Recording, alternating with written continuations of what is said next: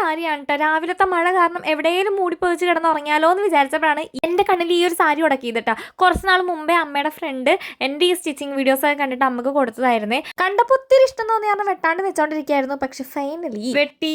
തിളക്കത്തിലത്തെ സലീം കുമാർ ചേട്ടൻ്റെ കുളം മാതിരി ആയിട്ടുണ്ട്. എനിക്ക് എന്തിൻ്റെ കേടായിരുന്നു. അത് പിന്നെ ശ്രുതി എത്ര കുളം കണ്ടതാ. ഇതൊക്കെ നമ്മൾ സെറ്റാക്കി എടുക്കും എന്നുള്ളൊരു കോൺഫിഡൻസിൽ ആ തയ്യൽ പരിപാടി അങ്ങോട്ട് സ്റ്റാർട്ട് ചെയ്തിട്ടുണ്ട്. ഒരിടയ്ക്ക് എൻ്റെ വീഡിയോസിൻ്റെ കമൻറ്റ് ബോക്സിൽ ഇതിൻ്റെയൊക്കെ ലോങ് വീഡിയോ ഇടുമെന്ന് പറഞ്ഞിട്ട് കമൻറ്റ് വരാറുണ്ടായിരുന്നു. ഇപ്പോൾ വരാറില്ല, കാര്യം പറഞ്ഞിട്ട് കാര്യമില്ലെന്ന് അവർക്കും തോന്നി കാണണം.